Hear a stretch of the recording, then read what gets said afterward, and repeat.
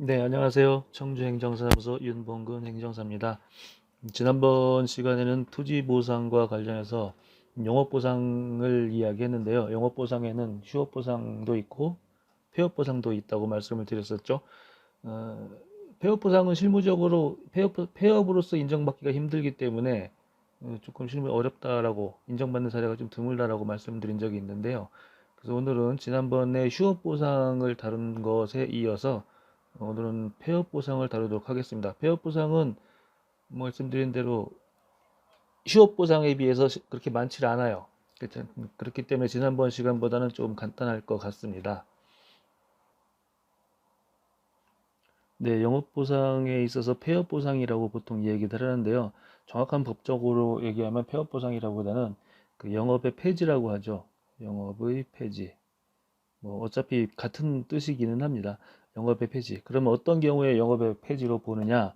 여기서처럼 세 가지를 크게 나누고 이 세 가지에 해당이 돼야지 이게 폐업을 하는구나. 영업을 폐지하는구나. 그래서 폐업 보상에 해당이 된다고 보여지고 있습니다. 네, 첫 번째는 영업 장소 또는 배우지의 특성으로 인하여 당해 장소 또는 인접하고 있는 시군구 안에 지역 안에 다른 장소 이전에서는 당해 영업을 할 수 없는 경우 배우지 상실로 되어 있는데요. 이 얘기는 무슨 말이라 하면은 말 그대로 영업의 특수성, 여태까지 해당 업종을 영위하던 업종의 특수성으로 인해서 다른 지역으로 옮길 경우에는 영업을 할 수 없는 경우 이렇게 돼 있어요. 이는 지금 하는 영업을 똑같이 종전과 같은 영업을 할 수 없는 경우가 해당이 되는데요. 여기서 말하고 있는 장소는 인접하는 시군구가 의미가 있는데요.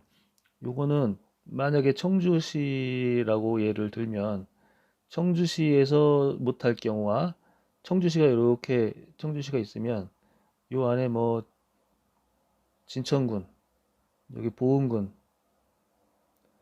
뭐 이렇게 시군구가 다른 시군구가 있는데요. 이것까지 다 포함한 겁니다. 그러니까 하려면 아예 저 대전으로 가서 하든가. 근데 청주시 근처에 시군구까지 포함하니까 이 안에서는 영업을 할 수 없을 때, 그럴 때 폐업 보상이 된다는 이야기가 되겠습니다. 네, 그 다음에 폐업 보상의 두 번째 요건.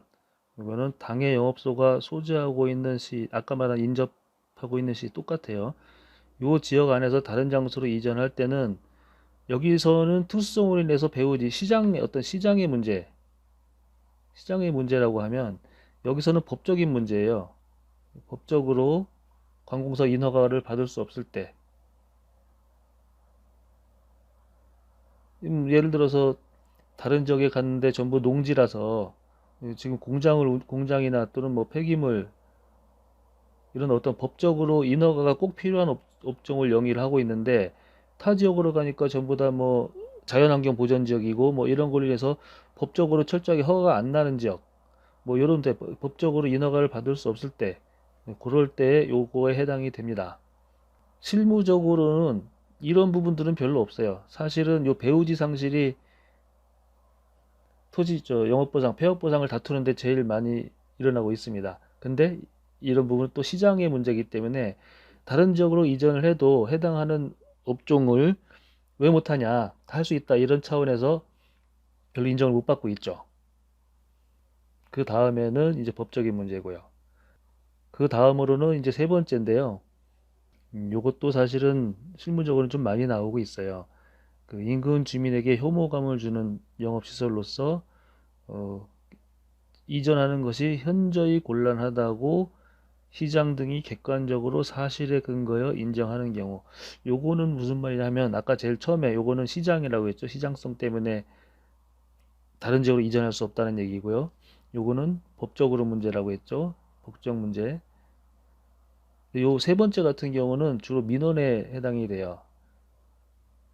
아까 예로로 들었던 뭐 폐기물이라든가 뭐 이런 부분들이 법적 허가도 물론 있겠지만 그 민원으로 가장 문제가 되는 게 축산업 쪽에 뭐 축산 농가 같은 경우 또는 뭐 양봉업을 하시는 분 같은 경우 이런 농축산 쪽에서는 이전을 할 때 사실 법적 문제라기보다는 이런 부분이 제일 커요. 폐업 보상으로 인정받을 때는 그 여태까지 영위해오던 업종이 나갔을 때 지금 여기서는 영업을 하고 있지만 다른 데로 옮겼을 때는 못한다. 그럼 왜 못하느냐? 그게 이 시장성의 문제로 못하느냐? 법적 허가의 문제로 못하느냐? 아니면 그 이전지에 주민들의 민원으로 할 수가 없을 때, 이것도 민원성으로 했을 때 이때 못하느냐? 뭐 이런 부분들로 인해서 못하는 이유가 폐업을 해야만 되는, 이전을 하지 못하고 폐업을 해야만 되는 이유를 증명을 해야 되는데, 요 세 가지 중에서 하나를 요건이 맞아야 돼요. 근데 아시다시피 시장성도 인정받기가 어렵고, 법적으로는 확실하게 인정을 받겠지만 이 사례도 그렇게 흔한 사례는 아니고, 이제 요것도 좀 많은 사례인데, 요거는요, 세 번째 같은 경우는 민원이 많다고 무조건 인정을 해주는 게 아니고, 민원 갖고는 안 되죠.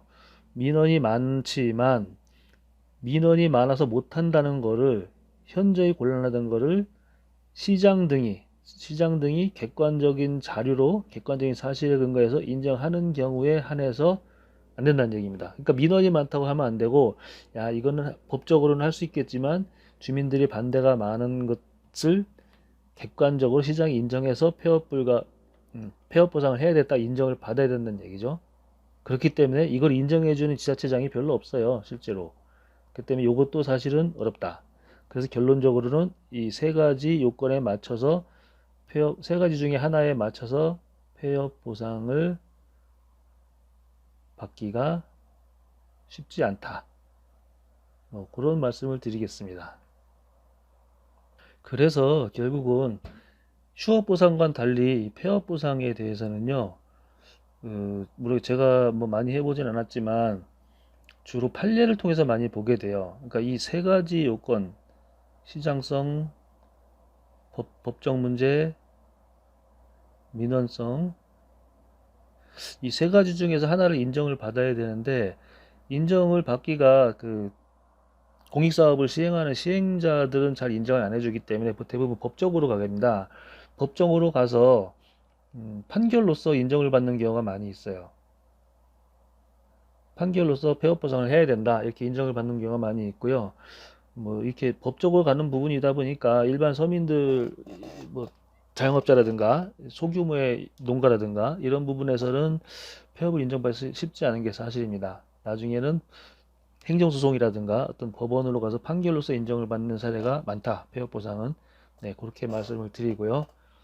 다음으로는 만약에 인정을 받는다라고 하면 폐업 보상은 어느 정도의 금액으로, 어느 수준에서 보상을 받는지 그 보상금 요건에 대해서 살펴보도록 하겠습니다.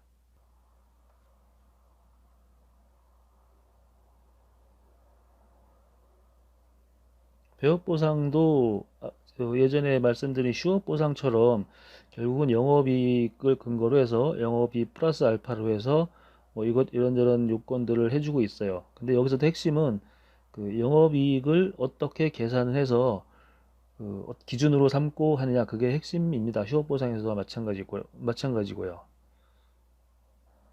네, 일단 폐업 보상금을 살펴보도록 하겠습니다. 폐업 보상은 공익사업의 시행으로 인하여 영업을 폐지하는 경우에 2년간의 영업이익에다가 뭐 이런저런 설비, 원재료 이런 것들을 매각 손실을 더한 금액으로 합니다. 여기서는 두 가지죠. 2년간의 영업이익과 이런 설비들의 매각 손실, 이 두 개를 합쳐서 폐업 보상금을 주게 돼 있어요. 그러면 2년간의 영업이익은 어떻게 계산을 하느냐? 여기서 2년간의 영업이익은 최근 3년간의 영업이익을 평균해서 1년치를 구합니다. 그래서 그 1년 계산된 1년치에다가 곱하기 2를 해서 2년분의 영업이익을 폐업 보상으로 지급을 합니다. 여기서 이제 최근 3년간, 지금부터 3년 전까지 거슬러 올라가서 최근 3년간의 영업이익을 가지고 평균을 내서 그것 갖고 1년치를 만들고 그 1년치 곱하기 2를 해서 2년치의 영업보상을 주고 있는데, 여기서 많은 쟁점들이 생기죠. 뭐 최근 3년 이 업을 운영하는 실적이 3년이 안 되고 뭐 1년 반이라든가 2년밖에 안 된다라든가, 아니면 10년, 5년 오래 해왔어도 이 공익사업으로 인해서 장사가 공익사업을 한다고 소문이 나니까 땅값도 떨어지고 장사도 안 되고 거래도 안 되고 이래서 영업이익이 갑자기 확 떨어지는 경우 어떤 그런 변수들이 있어요. 그런 변수에 대해서는 각각의 규정들이 있어서 규정을 주고 있기는 한데 여기서는 다 설명드릴 수가 없고요. 어찌됐건 기본적인 원칙은 최근 3년간의 영업이익을 산술평균으로 해서 그것의 2년치를 폐업보상으로 준다. 그 정도만 말씀을 드리겠습니다. 그 다음에 예전에 휴업보상에서는 영업이익을 10일로 나서 1개월 곱하기 4개월치를 준다고 했는데 주고 거기다가 뭐 고정비, 인건비, 이전비 뭐 이런 걸 준다고 했잖아요. 여기서 똑같이 2년간의 영업이익을 계산하고 거기다가 그 고정자산이라든가 설비 매각 손실을 더한 금액으로 주게 돼 있어요. 근데 뭐 매각 손실이라는 게 정상적으로 팔았을 때 얼마에 팔았는데 이것 때문에 갑자기 파니까 싸게 팔았다 이런 손실들을 계산해 주게 돼 있는데 뭐 이건 역시 일반적인 자영업자나 개인적인 소규모 기업체들은 큰 영향을 못 미치게 돼 있습니다. 그리고 2년간의 영업이익이 중요한 역할을 하고 있고요. 매각 손실은 큰 역할을 못해요. 대기업 큰 자산 많은 설비가 많은 업체가 아닌 이상. 그렇게 말씀을 드리고요. 그 다음에 두 번째로는 아까 말씀드린 대로 2년간의 영업이익을 계산을 해야 되는데 3년치 평균으로. 근데 그 실제 영업기간이 3년 미만이거나 최근 3년간으로 산정하는 것이 곤란 또는 부적절한 경우, 여기 아까 공익사업으로 인해서 갑자기 영업실적이 줄어든 경우죠.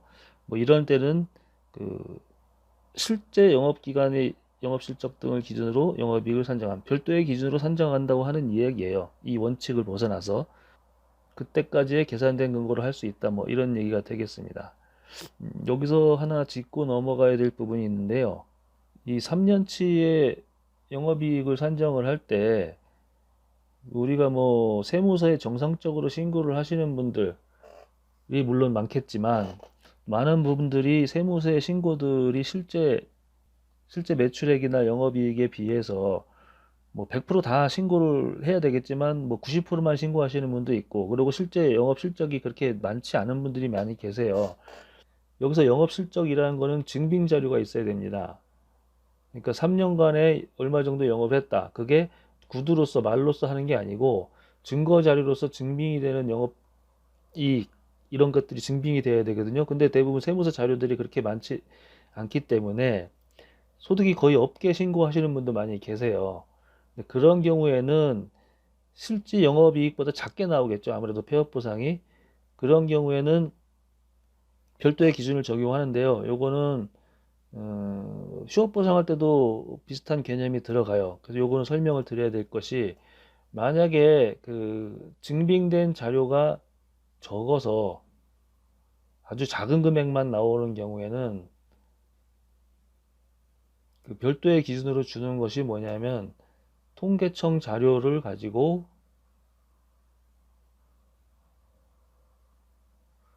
요 금액보다 작은 경우에는 그 금액을 준다. 이렇게 돼 있어요. 무슨 얘기냐면 영업이익을 계산을 하는데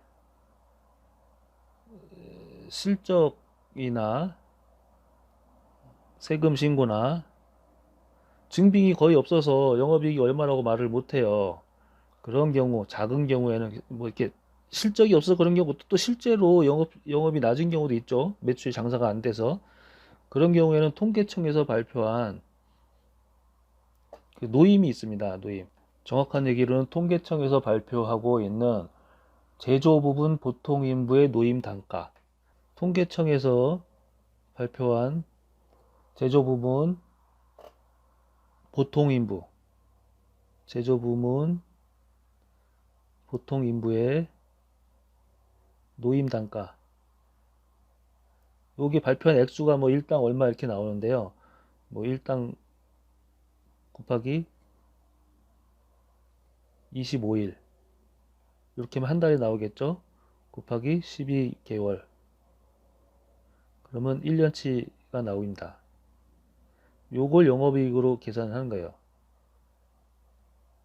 그러면 요 금액이 얼마냐? 통계청 사이트를 가서 한번 찾아봐야 되겠죠. 잠시만요. 한번 찾아보고 오겠습니다. 통계청 제조분의 단가는 찾아보니까 현재 직종별 평균이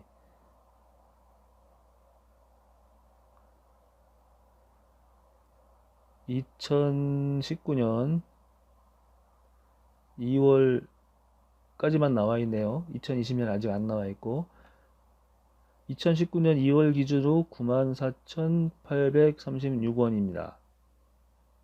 그러면 아까 보면은 93,836원 곱하기 25일 곱하기 12월 이게 전부 계산을 해보면 약 2,815만 800원이 나오네요.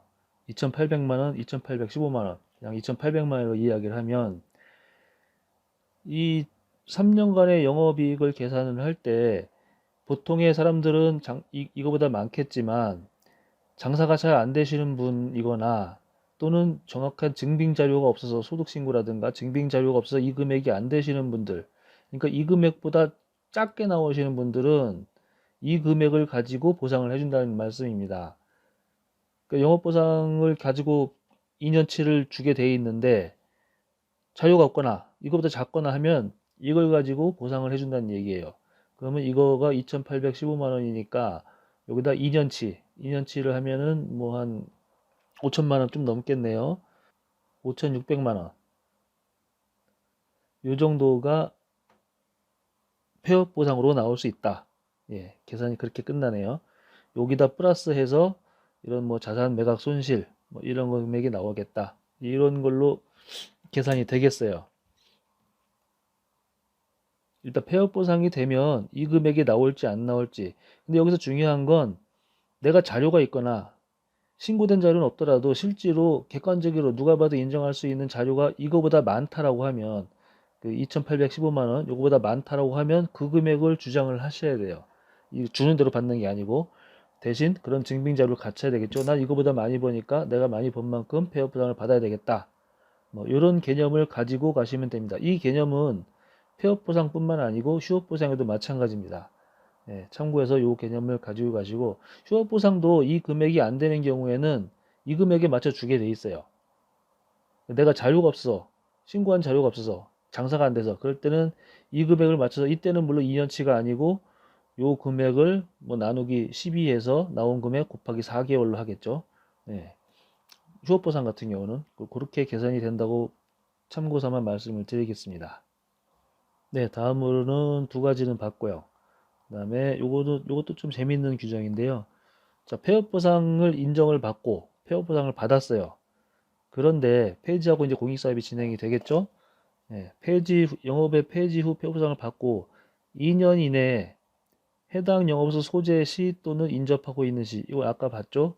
해당 소재지 시군구하고 그 옆에 붙어 있는 시군구 여기 전체 다 해서 여기서 그 전에 했던 영업을 새로 개업을 해서 하는 경우에 그때는 아까 이미 받았던 폐업 보상금을 환수가 된다는 얘기입니다. 뭐 이것도 규정에 있고 또 재미난 얘기라서 보긴 하는데 뭐 흔한 얘기는 아니죠. 예. 어찌됐건 폐업 보상을 받았는데 해당 사업 소재지하고 그 인접한 다른 시군구 여기서 해당 영업을 하게 되면 보상금을 환수받게 된다. 네, 그 내용을 아시면 되겠습니다. 물론 환수받고 끝나는 게 아니고 대신 다 환수를 폐업 보상 받은 건 다 토해내야 되고 뱉어내야 되지만 그때 뭐 휴업 보상 4개월치는 주겠다 이 얘기죠. 네, 뭐 이런 경우도 재미있는 규정이라 요건 봤는데 어쨌든 주의해야 합니다. 폐업 보상을 받으신 분은 해당 소재지하고 인근 시군구에서는 영업을 하시면 안 된다. 잘못하면 다시 뱉어내라 이렇게 얘기가 나오니까요. 예, 폐업 보상에 대해서 살펴봤지만 지난번에 봤던 휴업 보상에 비해서 내용이 간단하기는 해요. 근데 주로 보아야 될 쟁점은 2년간의 영업이익입니다. 결국은 2년간의 영업이익을 1년치를 어떻게 계산할 거며 그 곱하기 2년을 해야 되는데 그 금액이 어떻게 나올 것이며 그 다음에 내가 실제로 그 정도의 실적이 안 나올 때는 최소한 그 일반 제조업의 인부의 수준에 맞춰서 2년치의 이익을 준다.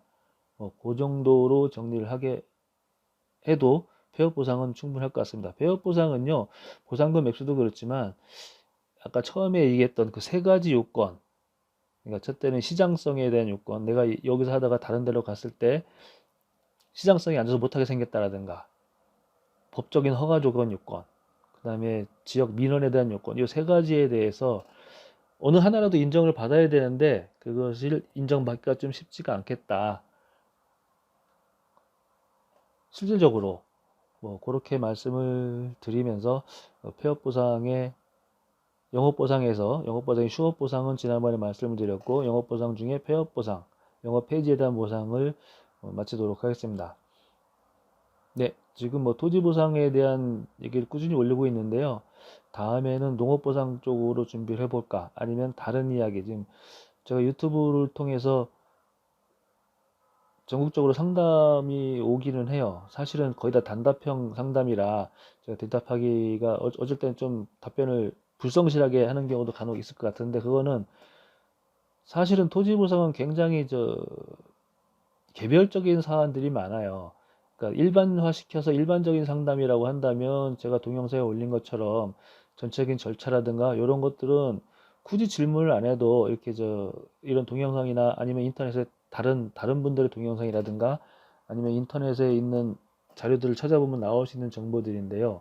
이 저한테 전화해서 물어보실 때는 아주 개별적인 사안들을 이야기들을 많이 하십니다. 그런 부분들은 저희가 실제로 상담을 해드릴 수 있는 형편이 안 되기 때문에 간혹 그렇게 세세한 답변을 못 해드리는 경우가 많습니다. 그런 점은 양해를 부탁드리고요. 다음 시간에는 계속해서 뭐 농업보상이나 이런 쪽으로 할지 아니면 또 다른 부분을 할지는 조금 검토해보고 토지보상에 대한 동영상을 또 준비를 해보도록 하겠습니다. 네, 감사합니다.